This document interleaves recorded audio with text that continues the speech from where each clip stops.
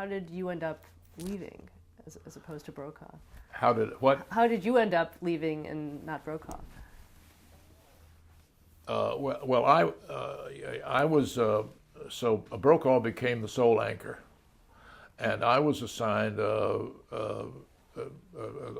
president of NBC at the time was Larry Grossman, and he said we'll do a weekly special. We'll do a weekly we'll do a weekly an hour, and so it started off. And it was called American Almanac, and it was a potpourri of stuff. Pardon me. It was a potpourri of stuff, and there was no there, and it failed. And we had assembled a production staff: Ed Fooey, Bob Chandler,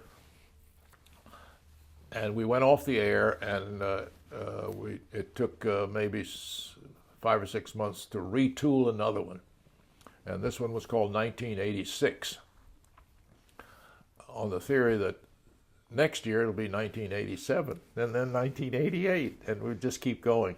But it never got to be anything but 1986. So finally, Larry Grossman canceled 1986. The ratings were down, even though the president of NBC hoped it would stay on, but Grossman killed it, and I got a call from, I think, the New York Times, and I said it's like comparable to the death of a newspaper. It's one more news, public affairs program that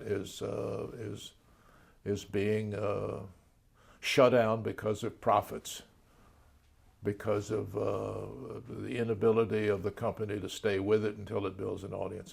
Grossman went out of his skull. Out of his skull. Mud's being childish. He knows that's not true. Of course, it was true. So he said, I'm going to buy you out. So he bought me out. Before we leave NBC, you also moderated Meet the Press for a bit. Yeah, I noticed, Marvin Kalb and I were co-hosts of Meet the Press. And he was the foreign affairs guy, and I was the political guy. That was okay. Just okay? Yeah, it was, those are, no, you really, it's, Sunday morning, you can't, you can be just so irritating. I mean, you can't, it's Sunday morning civilized conversation. It was okay. I mean, it was not. I enjoyed getting ready for it, and we had some good interviews, but it was studio stuff is it's highly programmed. I think when Tim Russert came along, he gave it some real authenticity by using clips of what people had said before, and it became confrontational, which made it a much better program, I thought. And it wasn't that he lacked respect for politicians, but he wanted to hold their feet to the fire. But the tradition on the Sunday morning thing wasn't that. The Sunday morning broadcasts, they've gotten a little tougher because the competition has increased a lot. Are there any interviews that really stood out for you? No, really. What stood out for me was after we had George Bush on, the father, I got a thank you note from him. He's a very polite man. No, I must say, I can't remember anyone. No. And after you left NBC, you went to the MacNeil-Lehrer NewsHour. I did. Oh, yes, yes, I did. That was a whole different culture. Because it was public television? Well, because I think they had their priorities in pretty good shape. it was that you were not the center of things anymore. I mean, that vanity dropped down to number 4. The ego was there, but not it was not number 1. You know, what I couldn't get used to at MacDill-Lehrer was that they didn't cover breaking news a lot because they didn't have the staff, and that was not their purpose. They were not exactly competing with the nightly news on the commercial networks. This was a public broadcasting. It was the culture of public broadcasting, which was easy interviews, nothing terribly confrontational, but careful in laying out policy differences, explaining policy, doing field stories when they had the money. But with the increasing difficulty of funding, their field reports have virtually vanished, and it's basically now a studio program. We take 2 views tonight. You know, they have the 2 views. Margaret Warner, who does this marvelous work overseas, has to, in effect, raise her own money for those trips because I don't think they've got the budget to do that.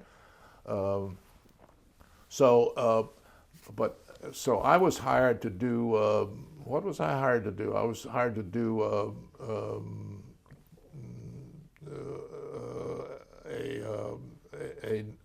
an essay.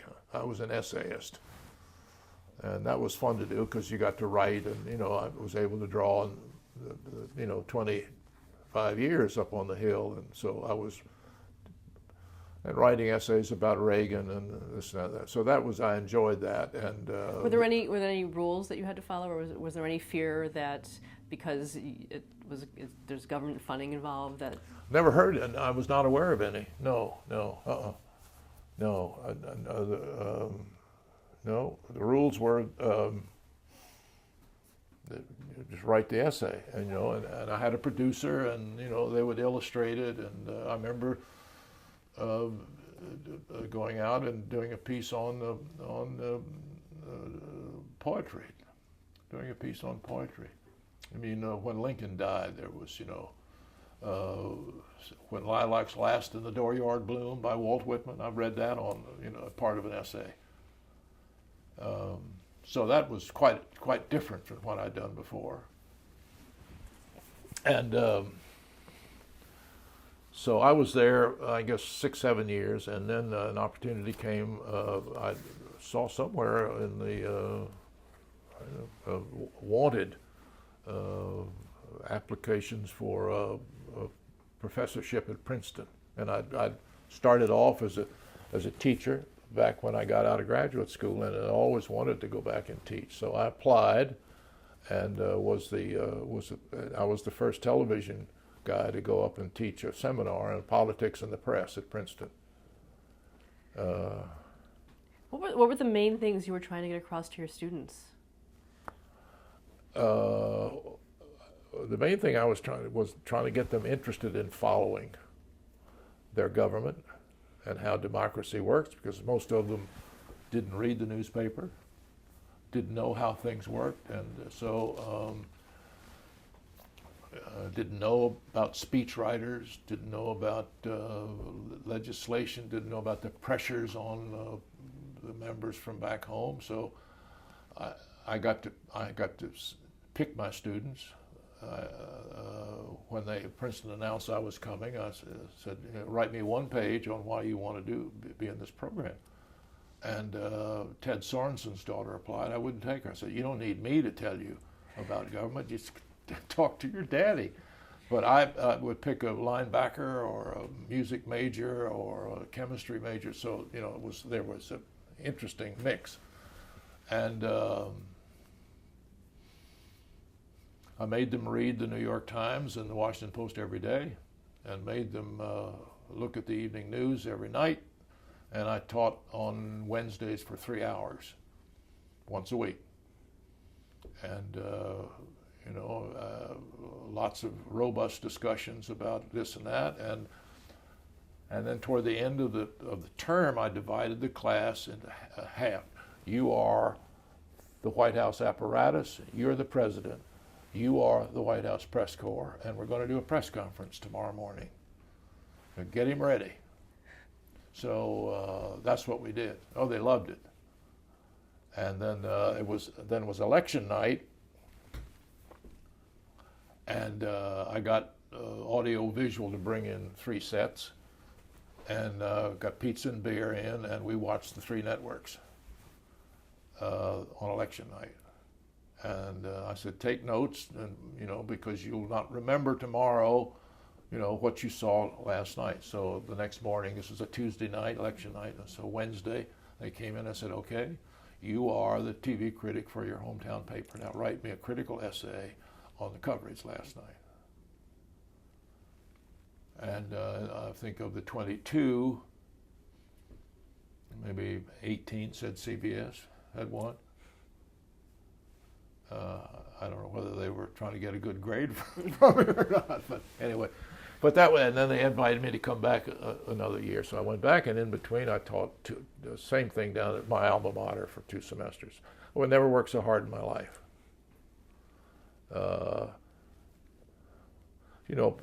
Being on television, you're in a room with 4 or 5 technicians, and you don't see anybody out there, you just see the camera.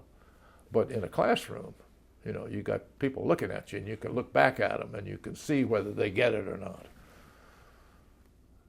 It's quite a different experience. Did any of your students go on to be either in the press or in politics? Yeah, I don't think so. That's a good question. I ought to have an answer. Several of them I followed after they had finished, and they write to me, but I don't. No, I don't think. I'm not aware of any elected official among the group. But I had interesting people come up. Ann Coulter came, the speechwriter. Ben Bradley came. Brian Lamb came down to Washington and Lee. So just to give them a taste of what. So that was marvelous. I just loved the teaching. And it's so great that it came full circle from your original education. Yeah, right. That was. Yeah. You also were affiliated with the History Channel. Yes, I did.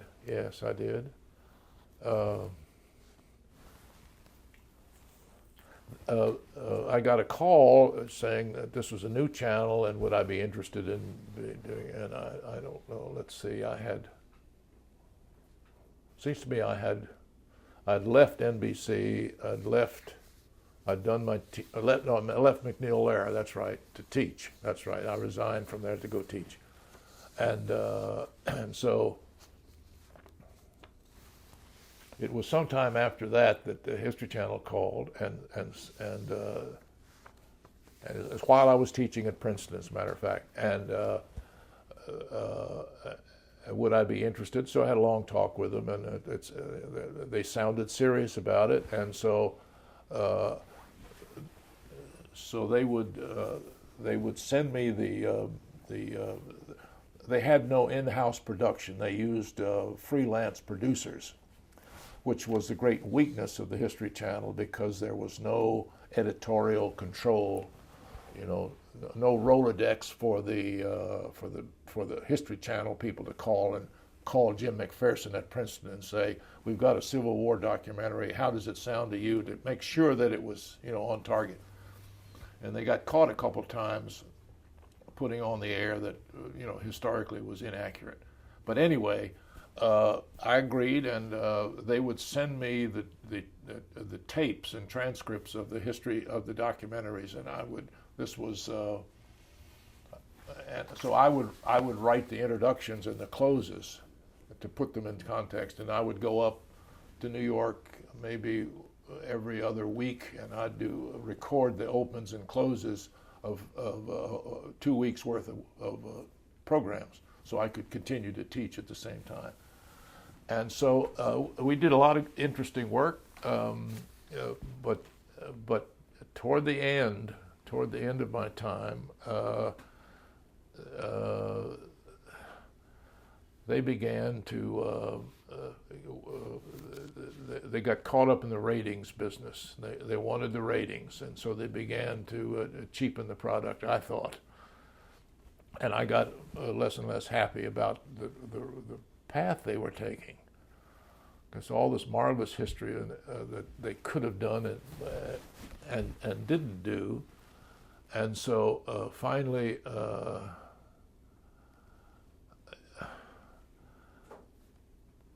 I thought my contract was expiring, and I let them know that I thought I didn't want to renew it, but I really would like to do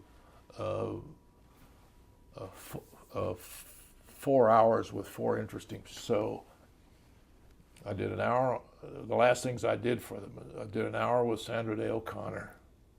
I did an hour with John Updike. I did an hour with the architect of the Twin Towers, whose name I'm blanking on, and I did an hour with Walter Cronkite. And that was and I left after that. And that made it 2004, I guess, and then I've been unemployed ever since. Yeah. So what are you doing these days? Well, I'm doing this 9.5 interview with the Archives of American Television. I'm on the National Portrait Gallery Board. I am on the Eudora Welty Foundation Board, and I'm on the board of that raises money for the 15 private liberal arts colleges in Virginia, the VFIC, Virginia Foundation for Independent Colleges. And every year we do an ethics bowl. And the schools compete, and I'm the chairman of that committee, and we pick a new subject each year, and then we develop cases around the issue. Ethics in college sports, ethics in politics, ethics in business. The issue this time I can't tell you because one of the college debaters might punch me up on your website, but it always involves ethics. And then because I think that subject is so interesting and vital, that a year ago I told Washington and Lee, my alma mater, that I would give them $4 million to set up an ethics center for the study of ethics. And so they're in the process now of creating the Roger Mudd Ethics Center. They're already at Washington and Lee separate curriculum in journalism, law, commerce, but this will pull it all together, and so that there will be an ever-present curriculum for anybody who comes to Washington and Lee to take a course in ethics. And so they are about to advertise for a director, and I'm about to, so my arrangement with it is I'll give you half now, but I want to see exactly what it is you come up with before I give you the rest. So I'm due to give them another. So that's something that I'm very proud of, and Larry Grossman made it possible by buying me out some years ago. Talk a little about your views of ethics in journalism specifically. Well, they're situational, aren't they? It all depends. It all depends on whether the other guy's got the story or not as to what you do. I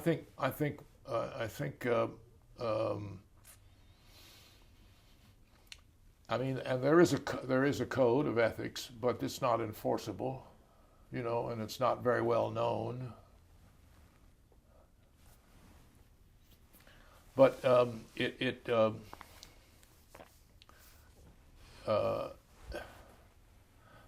the problem with the public and journalism is that the essence of news is change. It's something is different today than it was yesterday. Whether healthcare or whether the weather is change. And so journalists love change.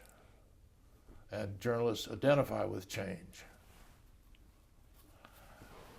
But the problem is that the public thinks that we actually foment change. A journalist's job, it seems to me, is not to march in the parade, but to stand on the curb and report what goes by. But an awful lot of people think that, you know, we ought to be in the parade, not be disinterested observers. So that makes it difficult, and so that makes the whole question of ethics in journalism difficult to explain to the general public, which perhaps does not understand the role of a journalist in a democratic society.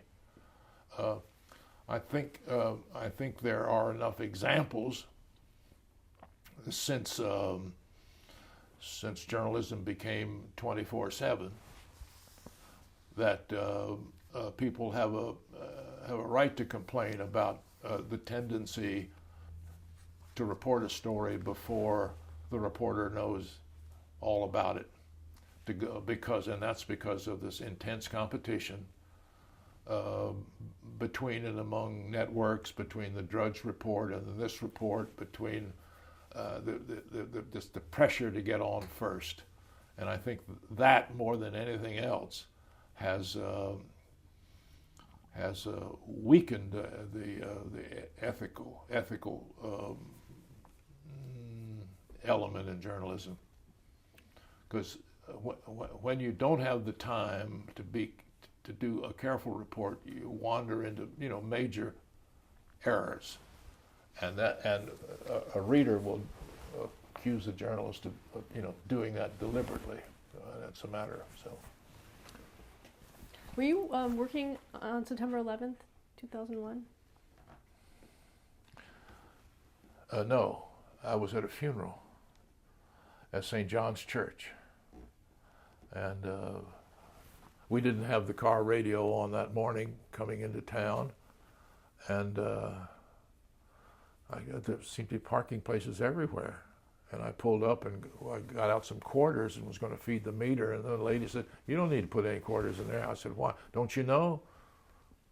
"No, they bombed the Pentagon." I said, "No." So we went into the church, and in the next 10 minutes there were Secret Service people coming in, with the earpiece. This was a well-known person, and by the time the service was over, you could hear sirens outside. Time we got out, there were yellow, plastic ribbons everywhere blocking, and I had to talk my way back to my car, and somehow got out of that and headed north on Connecticut Avenue. I had to go way up around north of town to get back to where our home was. No, I was just a citizen then. Trying to get home and not really knowing what had happened. What did you think of the news coverage?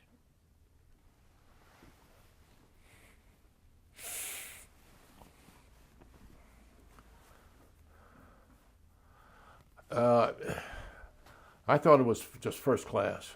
I did.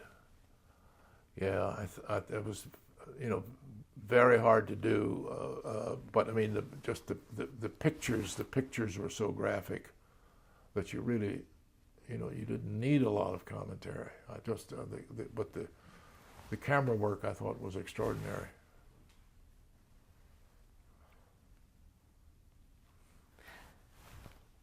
Something else to say? Huh? Yeah.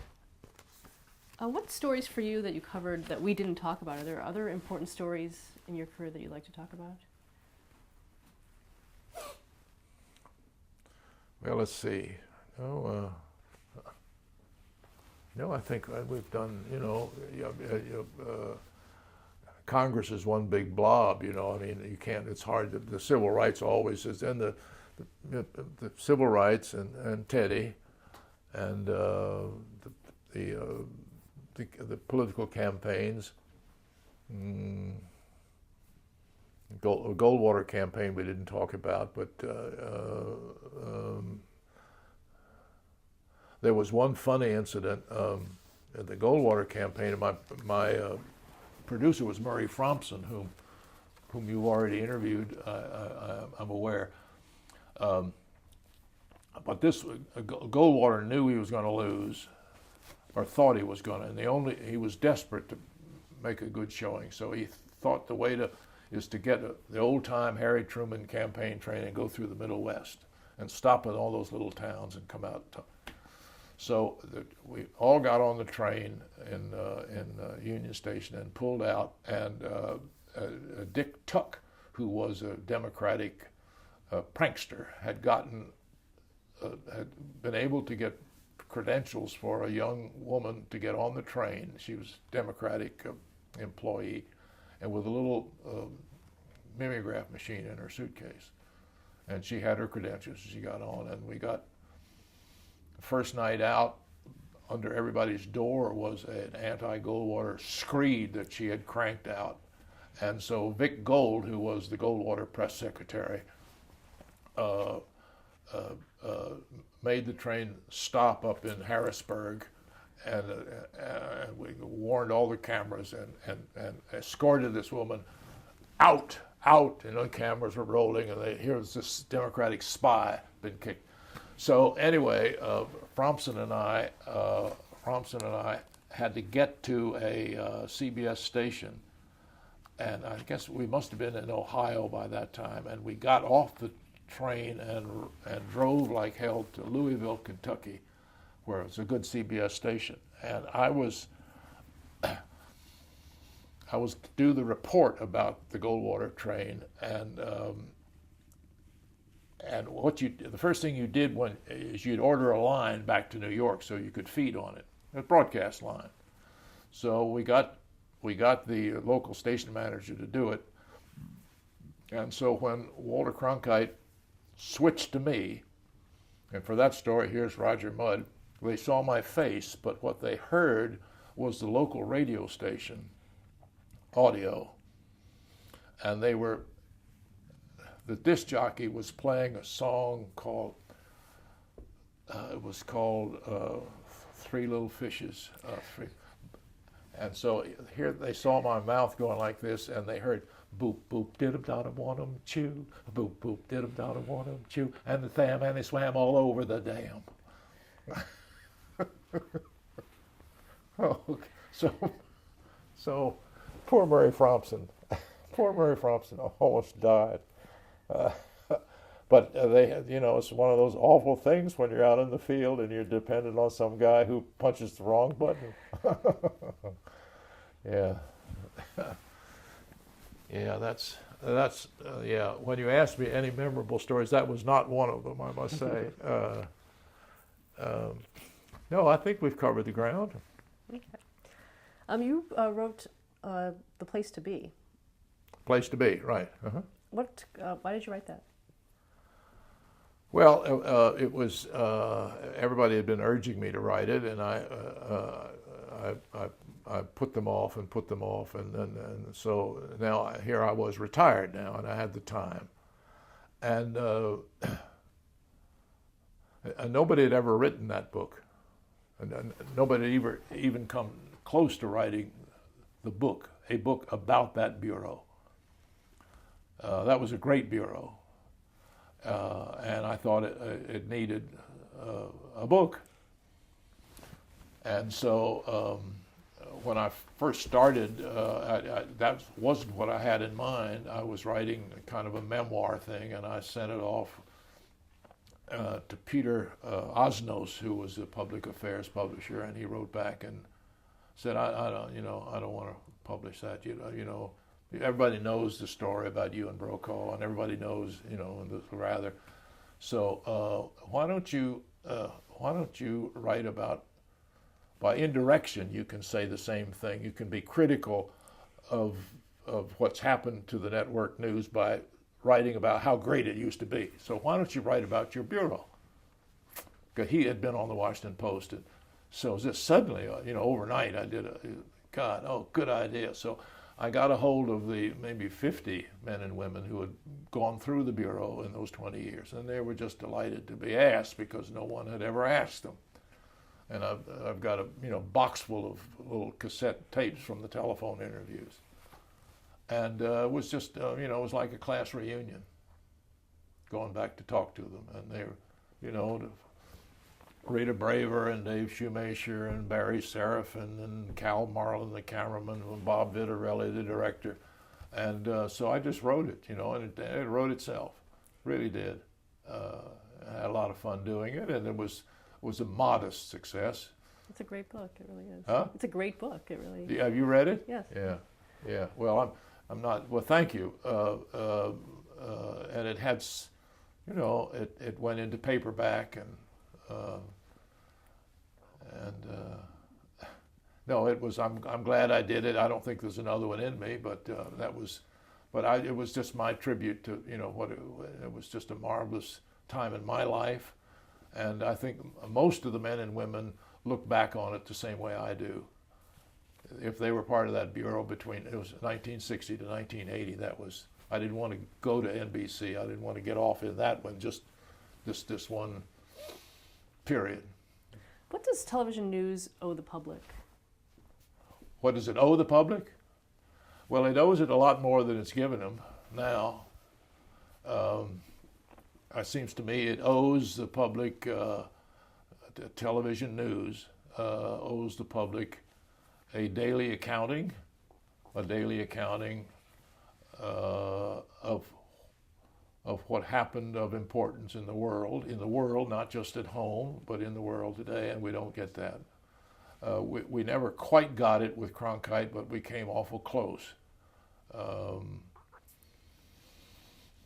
Cronkite always said that we can only bite a piece of it, and you really ought to read the newspaper. He never made any secret about that, and the front office hated him to say it, but I mean he was honest about it and always said it. But now there's no place that you can go to get that.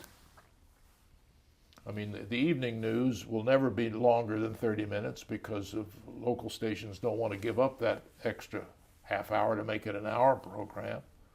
McNeil Lehrer is as good as it is. Still doesn't. It doesn't cover breaking news the way a regular newscast should. The commercial network broadcasts give you 10 minutes of news right at the top, and then the rest of it is, sort of how to get a better rate on your mortgage and, sort of self-help stuff and lots of features. So I don't, I think, it is a, God, it's a powerful weapon, or instrument rather, not weapon. It's just powerful.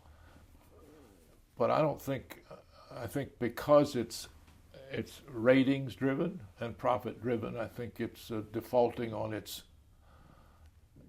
obligation.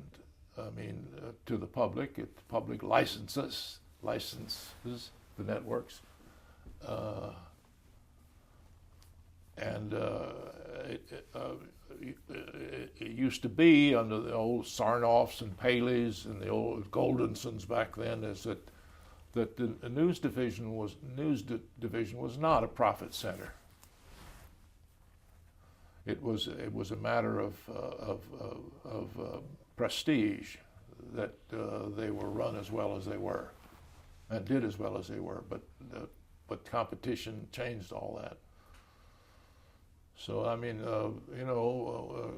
Cronkite's audience was 27 million, and now that's, I think, probably the combined audience of the three evening news broadcasts. And God knows where they've gone. But people come home at 6:30. They already know all that stuff. They've heard it on the the radio, or they know about it just on emails and Twitter and BlackBerry, Blueberry, Raspberry, whatever they use. So people don't turn on that broadcast anymore. So as a consequence, you don't know, to sit down in front of the television and find out what happened today, you really don't know where to go anymore. What advice would you give to an aspiring broadcast journalist today? Go work for a newspaper, to learn to write. I think that's because so much of television depends on the picture and the graphics, that writing becomes a minor skill in television reporting. And you and yourself, I know you, Karen, can remember who the good writers were. This Kuralt and Hughes Rudd and Harry Reasoner and Andy Rooney were writers, but there are not many of them because we all learn to depend on the picture. But I just think writing makes so much difference. Not that would, turn the world upside down and suddenly we would be getting a full report on what happened in the world today, but it would be, seems to me, for someone starting out, just to learn how to write would mean that you would have a respect for words, you'd have a respect for accuracy and truth, and if you brought that into television, it would begin to help, I think. Well, our last question is, how would you like to be remembered? Yeah.